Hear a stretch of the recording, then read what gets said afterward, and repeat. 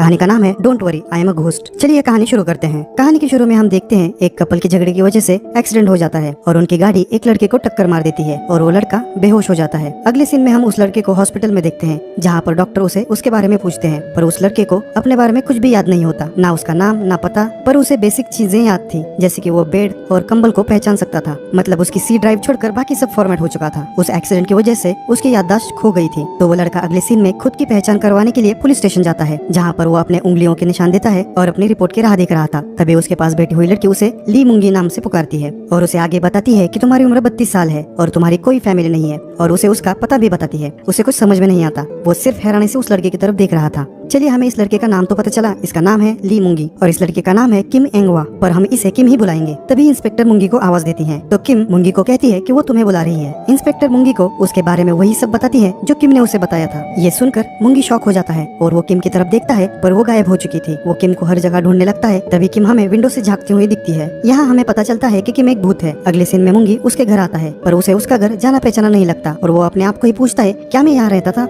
वो घर में अपने बारे में कुछ मिलता है क्या ये देखता है और थक के सो जाता है, पर उसे सपने में कुछ परछाइयां दिखती है। जब वो ठीक से देखता है तो वो अपने आप को ही एक ईविल सी स्माइल करते हुए देखता है और डर के उसकी नींद खुल जाती है। जब वो आंखें खोलकर ऊपर की तरफ देखता है तो उसे किम ऊपर लटकते हुए दिखती है, तो वो अपने आप को ही बताता है कि ये सपना है। तो किम कहती है नहीं, और किम उसे बताती है कि वो एक भूत है। मुंगी डर के मारे आंखें बंद कर लेता है और भगवान से प्रार्थना करने लगता है और अपने आप को कहता है कि ये सिर्फ डरावना सपना है। और जब वो आंखें खोलता है तब ऊपर किम नहीं होती। तभी उसे किम की आवाज आती है। वो मुंगी का घर देखते हुए कहती है, क्या सब सिंगल लड़के ऐसे ही रहते हैं? मुंगी उससे पूछता है कि वो कौन है, तो किम झट से लेविटेट करते हुए उसके पास आती है और उसे कहती है कि याद करने की कोशिश करो, क्या तुमने मुझे इससे पहले नहीं देखा? तभी मुंगी को याद आता है कि उसने किम को पुलिस स्टेशन में देखा था। मुंगी बहुत डर जाता है और गिरते पड़ते घर से बाहर आकर दरवाजा बंद कर लेता है। वो बहुत डरा हुआ था। तभी उसे पीछे से किम की आवाज आती है कि कहाँ जा रहे हो? वो डरते हुए पीछे मुड़ता है, तब उसे किम ऊपर बैठी हुई दिखती है और वो और भी डर जाता है और वहाँ से भागने लगता है। पर जब वो सांस लेने के लिए रुकता है तब किम उसे पुकारती है और चिल्ला के डराती है। मुंगी वहाँ से भागने लगता है, पर किम उसे हर जगह दिखाई दे रही थी। अगले सीन में मुंगी डॉक्टर के पास जाता है, पर वो डॉक्टर को समझा ही नहीं पाता कि उसे क्या हो रहा है। साथ ही किम उसे वहाँ चिढ़ा रही थी। मुंगी परेशान होकर घर जाने के लिए बस में बैठ जाता है। किम भी उसके साथ बस में आकर बैठ जाती है और वो मुंगी को पुकारती है, पर मुंगी आंखें बंद करके अपने आप को मन में कहता है कि ये सिर्फ टेम्पररी है और वो चली जाएगी। पर किम उसके मन की बातें सुन लेती है और उसे कहती है कि मैं कहीं नहीं जाने वाली और मैं तुम्हारे साथ हमेशा रहने वाली हूँ। ये सुनकर मुंगी हैरानी से पीछे मुड़कर उसकी तरफ देखता है। किम उसे बताती है कि आगे एक सडन टर्न आने वाला है, तो मुंगी को हैंडल पकड़ने के लिए कहती है। सब लोग भी पकड़कर बैठ जाते हैं,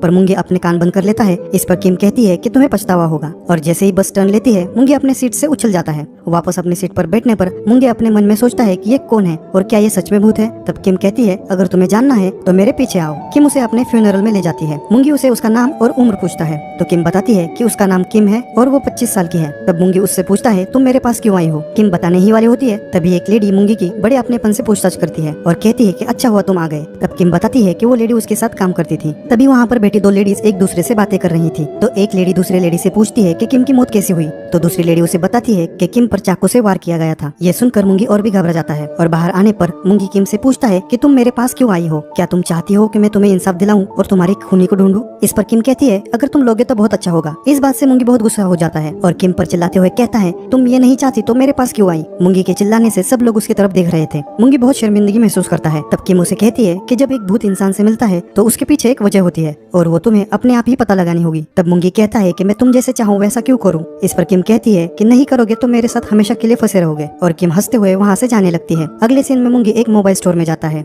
जहाँ पर स्टोर कीपर उसे बताता है कि उसके मोबाइल की मेमोरी रिस्टोर नहीं की जा सकती। तब किम मजाक करते हुए कहती है, तुम्हारी तरह मोबाइल की भी मेमोरी चली गई है। जब मुंगी फोन स्विच ऑन करता है तब उसे उसके बॉस का फोन आता है और सीन चेंज होता है। मुंगी का बॉस उस पर फोन स्विच ऑफ करने के लिए गुस्सा कर रहा था। दोस्तों, मुंगी एक डिलीवरी सर्विस में डिलीवरी बॉय का काम कर रहा था। उसका बॉस उससे जिंसू को उसका वैकेशन कैंसिल करके वापस आने के लिए कहता है। तो मुंगी सोच में पड़ जाता है कि ये जिंसू कौन है। तब किम उसे बोर्ड पर लगी फोटो दिखाते हुए कहती है कि ये है जिंसू। तभी मुंगी का बॉस आता है और उसे जल्दी से काम पर लगने के लिए कहता है। मुंगी और किम डिलीवरीज करने के लिए बाइक पर निकलते हैं, जहाँ पर किम राइड के मजे ले रही थी। किम मुंगी को रास्ते में वो जहाँ पर खाना खाता था या फिर जहाँ ब्रेक लेता था वो जगह दिखा रही थी। किम उसे एक स्टोर में ले जाती है जहाँ पर मुंगी रोजाना जाता था और उसकी पसंदीदा ड्रिंक उसे बताती है, पर मुंगी उस पर यकीन नहीं करता। तभी वहाँ पर स्टोर कीपर आती है। क्योंकि मुंगी वहाँ पर रोज आता था तो वो मुंगी को वही ड्रिंक निकाल कर देती है जो किम ने बताई थी। ये देखकर मुंगी हैरान हो जाता है क्योंकि किम को उसके बारे में उससे ज्यादा पता था। तो मुंगी किम से पूछता है कि वो उसके बारे में इतना सब कुछ कैसे जानती है। तब किम एक फूल की दुकान की तरफ इशारा करती है और उसे बताती है कि वो यहाँ काम काम करती थी और मुंगी हर हफ्ते यहाँ पर डिलीवरी देने के लिए आता था, पर मुंगी को कुछ भी याद नहीं आ रहा था। तो इस बात से किम उस पर नाराज हो जाती है। इस पर मुंगी कहता है कि मुझे याद नहीं आ रहा, इसमें मेरी कोई गलती नहीं है। पर किम उस पर इस बात से नाराज थी क्योंकि वो याद करने की कोशिश ही नहीं कर रहा था। उन दोनों की बातचीत की वजह से मुंगी का रास्ते से ध्यान हट जाता है और वो एक चौराहे पर गाड़ियों से टकराने से बाल बाल बच जाते हैं। इस वजह से मुंगी को उसके एक्सीडेंट की धुंधली सी कुछ तस्वीर दिखती है और इत्तेफाक से ये वही चौराहा होता है जहाँ उसका एक्सीडेंट हुआ था और उसे उस रात की कुछ तस्वीरें दिखने लगती हैं और उसे याद आने लगता है वो कहाँ से उस चौराहे तक भागता हुआ आया था और वो आखिर में एक बिल्डिंग के सामने आकर खड़ा होता है और उसे याद आता है कि वो इसी बिल्डिंग से बाहर भागा था।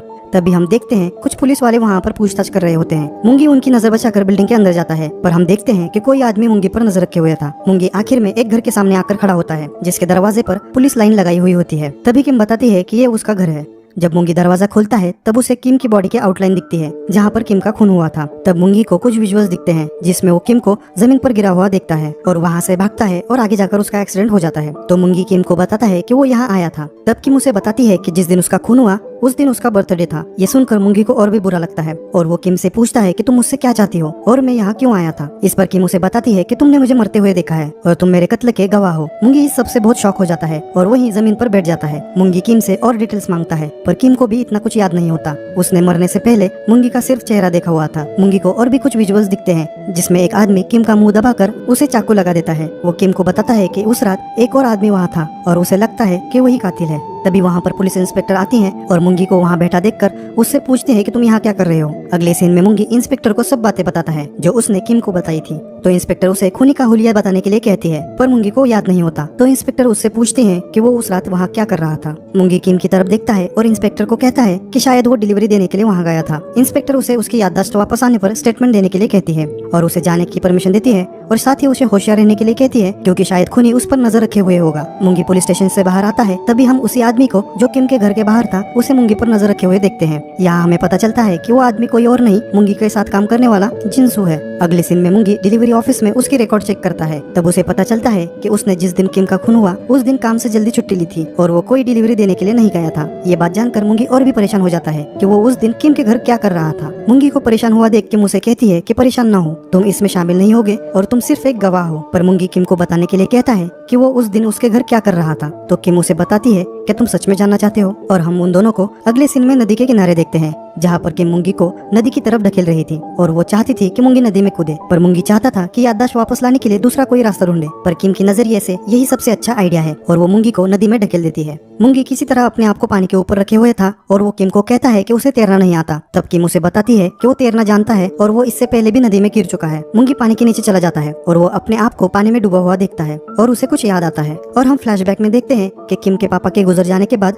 किम नदी के किनारे आकर बैठती है। तब वो मुंगी को नदी में कूद के सुसाइड करने की कोशिश करते हुए देखती है। तो किम उसे बचाने के लिए नदी में कूद जाती है और मुंगी का हाथ पकड़कर उसे पानी से बाहर लाने की कोशिश करती है। पर मुंगी पानी से बाहर आने के लिए तैयार नहीं था और किम डूबने लगती है। अगले सीन में हम दोनों को पानी के बाहर देखते हैं पर हमें पता नहीं चलता कि किसने किसको बचाया। ये हमें कहानी के आखिर में पता चलेगा। किम होश में आती है, मुंगी अभी भी बेहोश था। किम उसे उठाने की कोशिश करती है पर वो नहीं उठता। तो किम उसके सीने से कान लगाकर देखती है कि वो जिंदा है या नहीं और वो जिंदा है ये जानकर राहत की सांस लेती है और उसे कहती है कि मुझे पता है तुम शर्मिंदा हो और उसे लंबा चौड़ा भाषण देती है और आखिर में उसे कहती है कि तुम्हारी जिंदगी अब मेरी अमानत है और उसे अपने लिए अच्छी जिंदगी चुनने के लिए कहती है और वहाँ से चली जाती है। मुंगी उसे जाते हुए चुपके से देखता है। आगे जाकर किम अपनी फूलों की दुकान शुरू करती है और उसके उद्घाटन के दिन पर पड़ोसियों को गुलाब के फूल बांट रही थी। किम हमेशा से मुंगी के बारे में सोचती थी कि क्या वो अपनी जिंदगी में अच्छे से जी रहा होगा। जब किम फूल देखकर दुकान से बाहर आती है तभी उसे सामने मुंगी दिखाई देता है और वो झट से उसे पहचान लेती है और उसे भी फूल देती है। पर मुंगी उसे नहीं पहचानता। इस बात से किम हैरान थी। अब हम प्रेजेंट में आते हैं जहाँ पर मुंगी और किम नदी के किनारे बैठे हुए थे। तब किम मुंगी को बताती है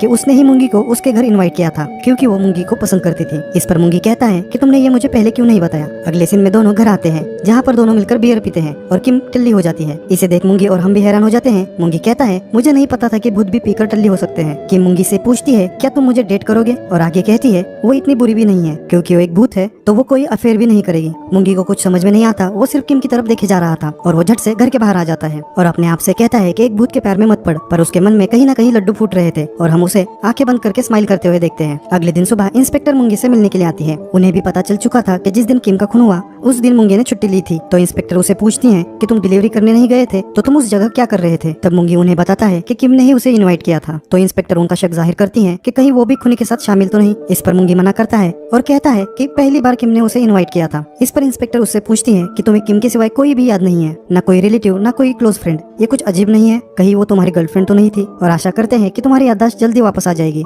ये कहकर वहाँ से चली जाती है। अगले सीन में किम की दोस्त मुंगी को एक डिलीवरी करने के लिए बुलाती है। यहाँ हमें पता चलता है कोई एक कस्टमर पिछले 1 साल से हर हफ्ते ओल्ड एज होम में फ्लावर्स भेज रहा है और जिसकी डिलीवरी हर बार मुंगी करता है, पर उनको पता नहीं कि ये फ्लावर्स का ऑर्डर कौन देता है। मुंगी डिलीवरी करने के लिए ओल्ड एज होम जाता है तो वहाँ के लेडीज से पूछता है कि आपको ये फ्लावर्स कौन भेजता है, पर उन्हें भी पता नहीं होता कि ये फ्लावर्स कौन भेज रहा है। तभी एक बूढ़ी लेडी मुंगी को एक हिंट देती है कि आप लव लेटर देने वाले के प्यार में नहीं पड़ते, आप लव लेटर डिलीवरी करने वाले के प्यार में पड़ते हो, और यही ट्रू लव स्टोरी है। अगले सीन में मुंगी अपना अकाउंट चेक करता है और 2-3 बार गलत पासवर्ड डालने के बाद वो किम का नाम डालता है तो उसका अकाउंट ओपन हो जाता है और वहाँ उसे पता चलता है कि वही वो फ्लावर्स का ऑर्डर देता था, जिस कारण वो हर हफ्ते किम से मिलता रहे और उसकी कुछ यादें भी वापस आ जाती है, जिसमें वो किम को छुप छुप के देख रहा होता है और उसे पता चलता है कि वो फ्लावर्स किम के सबसे पसंदीदा फ्लावर्स हैं और वो चाहती थी कि कोई उसे भी वो फ्लावर्स दे। अगले दिन सुबह किम मुंगी का गेट पर इंतजार कर रही थी। मुंगी ने आज छुट्टी ली थी और वो किम को घुमाने के लिए ले जाता है और पूरा दिन किम को जो पसंद है वही सब दोनों मिलकर करते हैं और वो किम को मूवी भी दिखाने ले जाता है और रात में किम का बर्थडे भी सेलिब्रेट करता है। किम इस सब के लिए मुंगी को शुक्रिया कहती है और उसे पूछती है तुम उस रात सिर्फ मेरे बर्थडे के लिए आए थे ना। मुंगी को अपने याददाश्त खोने पर बहुत गुस्सा आता है क्योंकि उसे पता ही नहीं कि उसे किम के लिए कितना दुखी होना चाहिए।